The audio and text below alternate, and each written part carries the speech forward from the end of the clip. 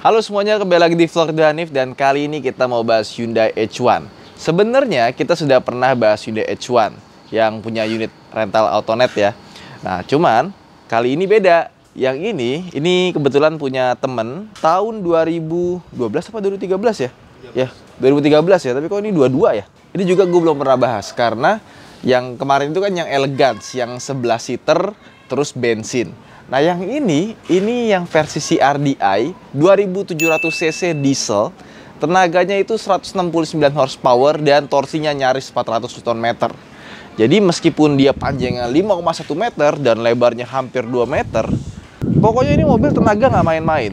Dibandingkan dengan Alphard, lewat, yoi. Kencengan ini dibanding Alphard. Terus dibanding sama Elgrand atau dibanding sama Odyssey, mungkin bisa diadunya itu sama Mercedes-Benz V-Class yang diesel. Soalnya ini tenaganya benar-benar besar dan dibandingkan dengan yang bensin ini jauh lebih irit. Nah, yang versi Royal ini dari luar perbedaannya sebenarnya nggak banyak. Kayak misalkan kita dari depan ini ngelihat bedanya apa sih? Ini kebetulan warna putih jadi kelihatan banget ya. Di sini dia ada body kit depan. Ini kebetulan udah pernah kena sedikit ya. Terus peleknya, meskipun desainnya nggak selera semua orang, dia punya pelek itu 18 inci.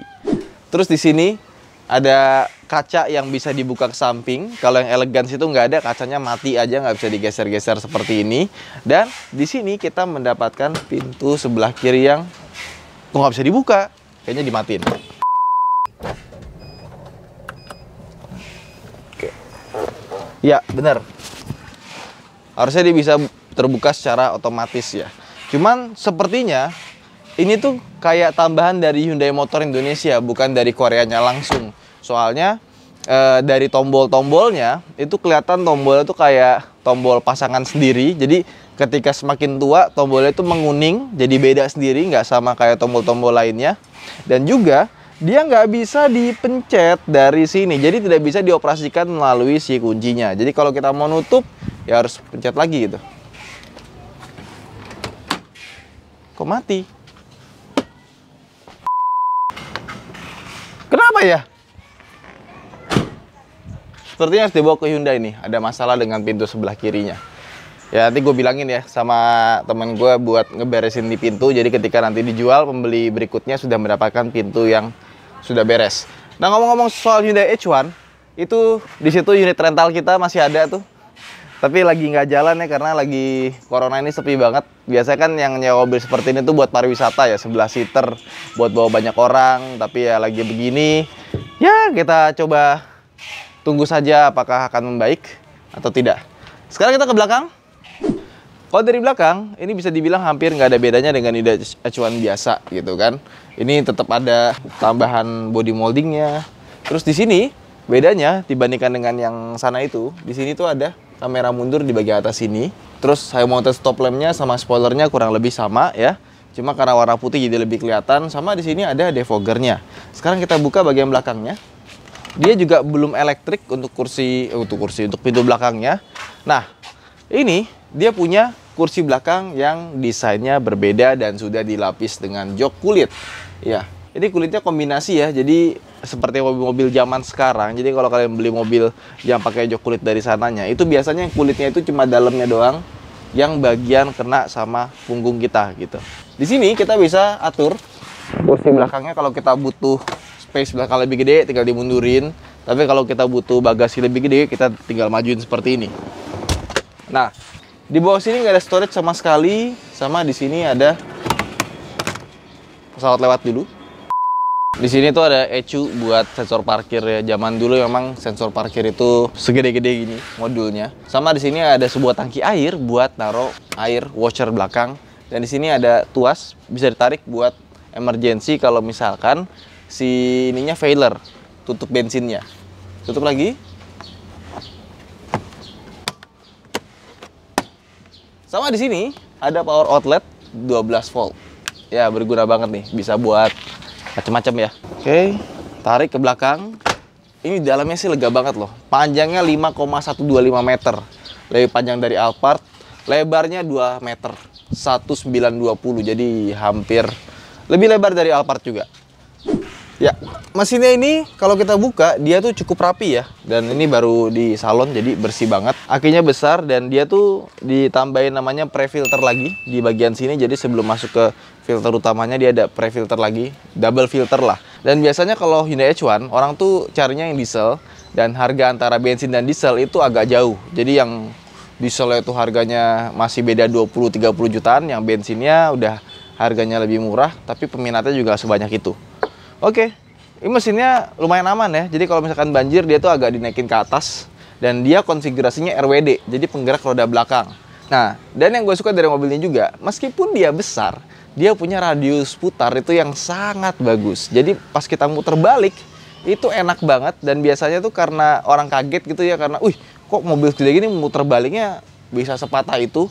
Nah itu biasanya tuh bagian pinggir kanan kirinya tuh suka kena sesuatu gitu karena pas belok dia nggak sadar terlalu patah, sebelah kanan kirinya kena. Ya begitulah kurang lebihnya. Ini ada hampir kelupaan sebelum kita masuk ke dalam ya. Ini lampu depannya ini sudah pakai HID dan lampu high beamnya itu ada di bagian sini. Jadi lampu high beam sama low beamnya itu terpisah. Nah, sekarang kita masuk ke dalam tapi kita ngebahas bagian tengahnya dulu karena yang paling mewah dari mobil ini itu ada di bagian kursi tengahnya. Nah sekarang kita masuk ke dalam sini.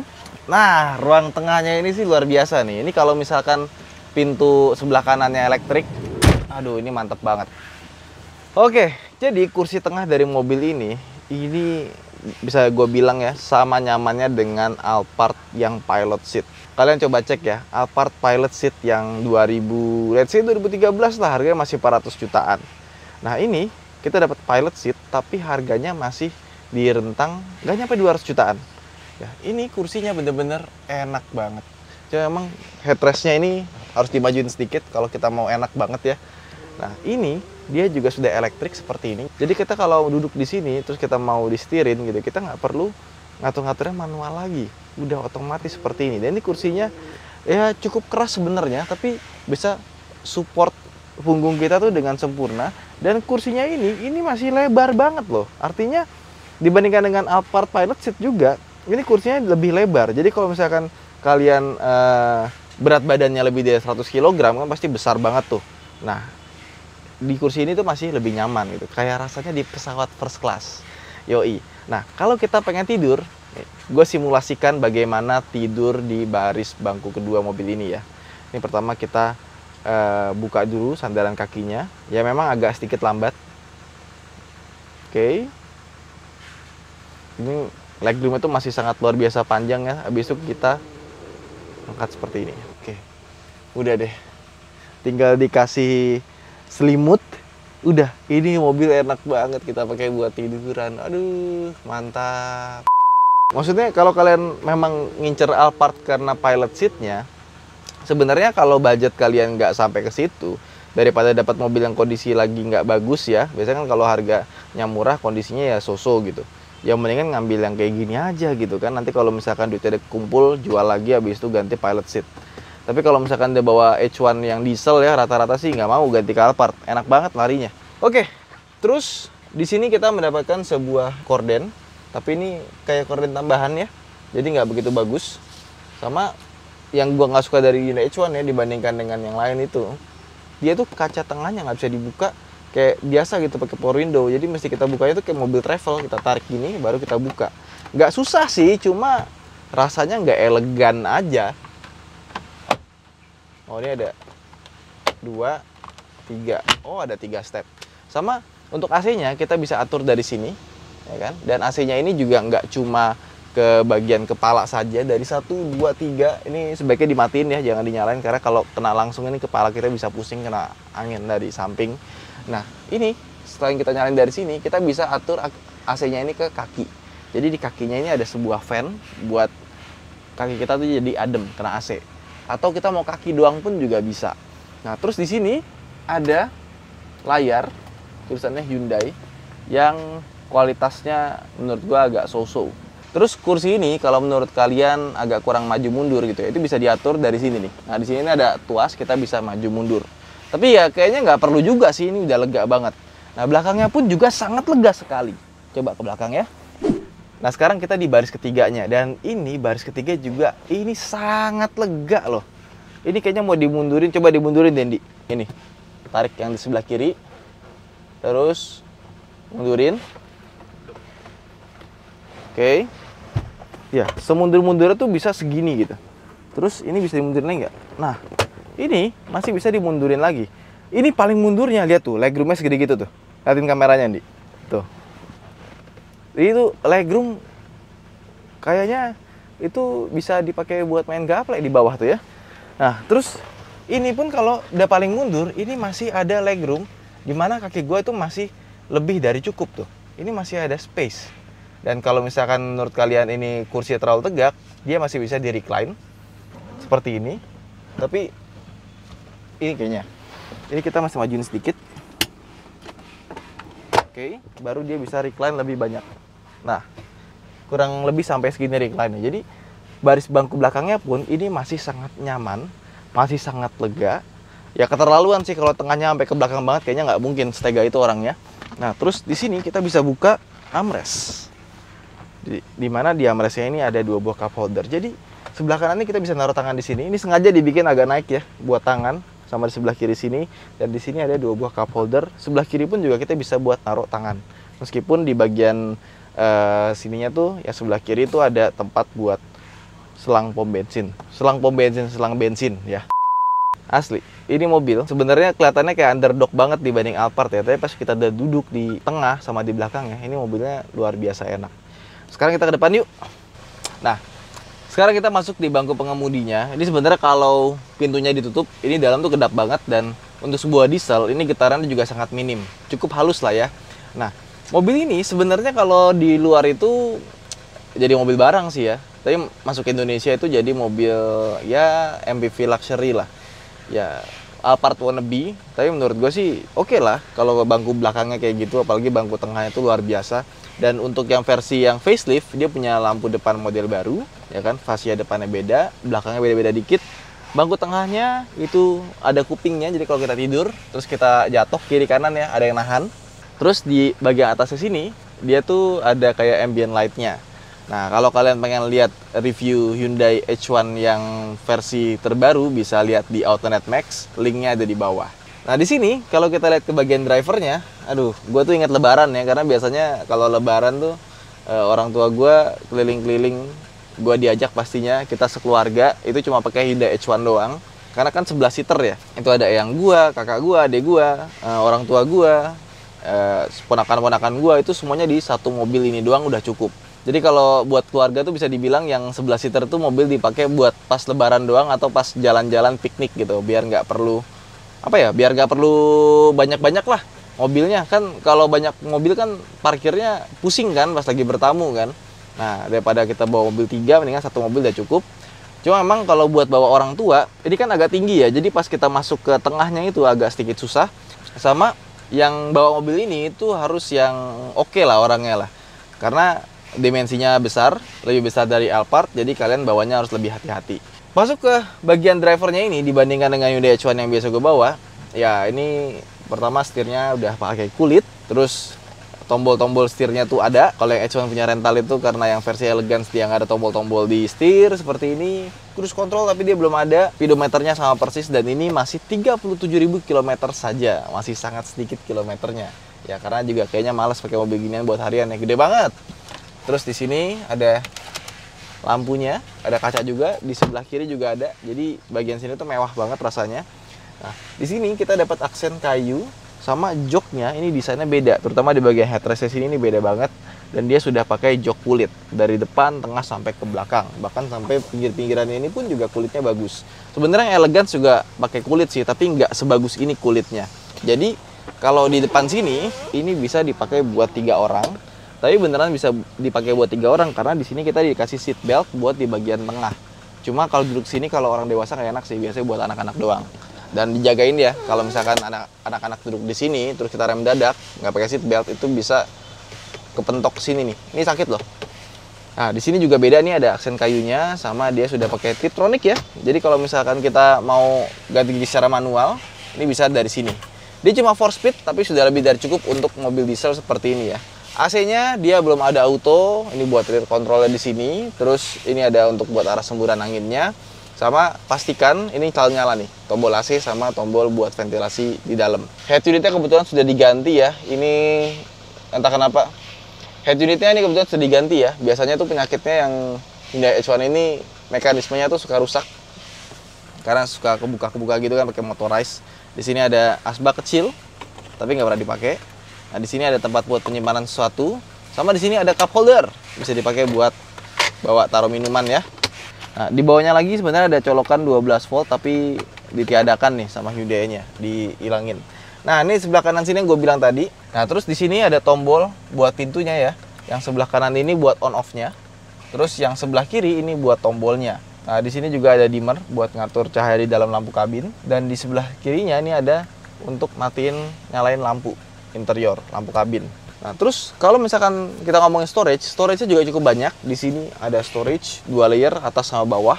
Cup holdernya juga ini gede banget ya. Di sini ada lagi. Terus di bawah sini ada lagi. Ini juga cukup besar. Ya, pokoknya kalau storage banyak. Nah, sekarang kita coba bawa jalan karena antara yang Hyundai H1 Elegance yang 11 seater sama yang Royal yang 7 seater itu dia punya rasa yang berbeda di suspensinya. Yang ini jauh lebih lembut. Yuk kita bawa. Dan mobil ini tuh ya, rasanya tuh kayak naik apa ya, kayak mobil SUV gede, tinggi gitu ya. Karena ketika kita naik mobil ini, itu rasanya tuh kayak kita di atas banget gitu, tinggi banget. Itu Kerimun Wagen R tuh yang udah segede gitu, itu atapnya masih kelihatan tuh pas kita lagi naik mobil ini. Terus mesin dieselnya, ya kita berhenti, set, ya kan. Ini kita gas.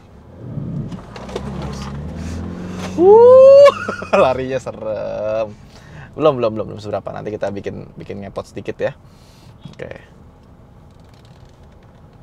Ini larinya ngeri loh. Kita berhenti ya kan. Set. Terus kita bejek nih.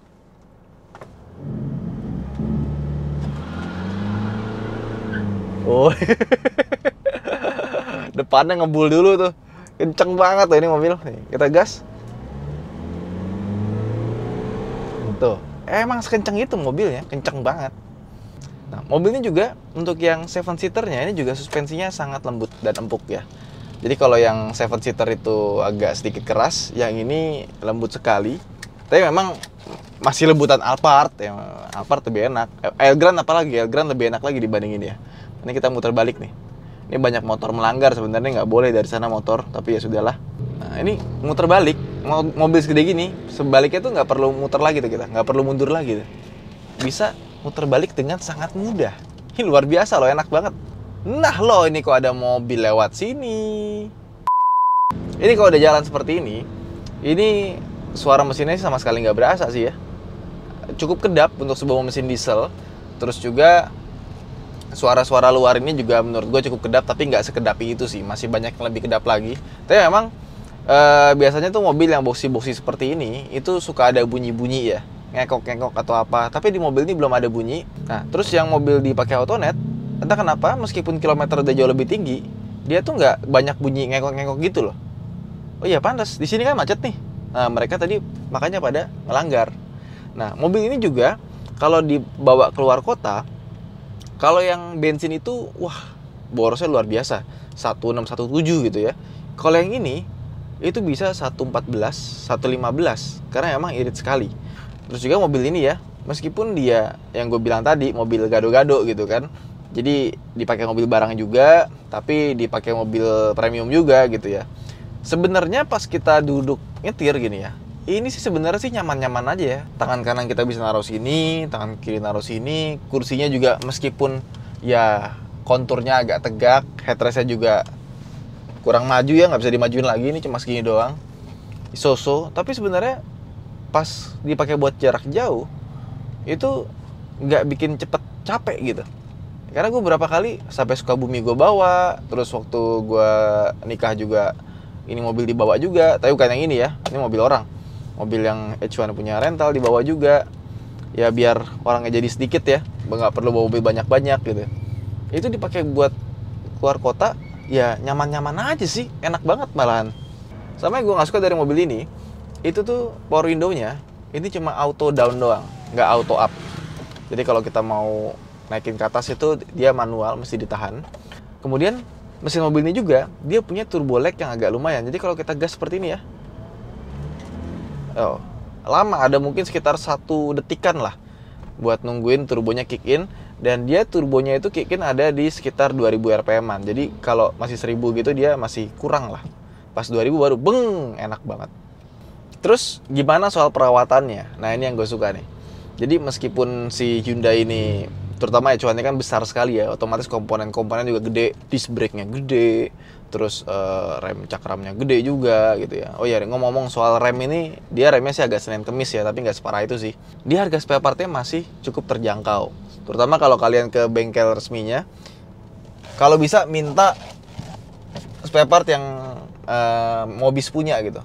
Karena yang Mobis itu harganya nggak jauh beda sama kita ganti-ganti punyanya merek Toyota atau Daihatsu gitu. Murah-murah.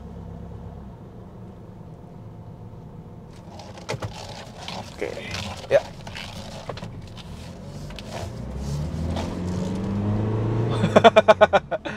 Larinya sih gokil lah, mobil segede gini larinya wut.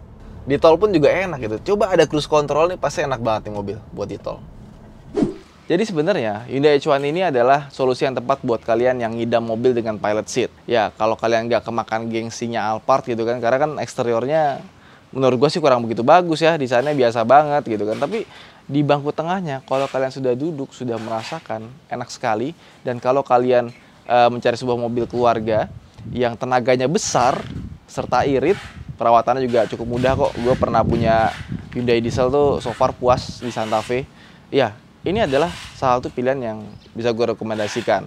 Jadi, kalau kalian pengen beli Alphard Pilot Seat bekas gitu ya, yang masih 400-an juta harganya, duitnya belum cukup daripada kalian kredit gitu kan, mendingan udah beli aja Hyundai H1 diesel Pilot Seat. Ya, menurut gue oke lah ya, karena ketika kita ada duduk di tengahnya, itu rasanya langsung, wah, mewah sekali nih mobil.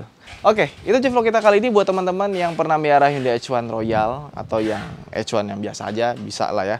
Bisa komen di bawah seperti apa rasanya. Saya pamit dulu, sampai jumpa di vlog berikutnya. Terima kasih telah menonton. Bye!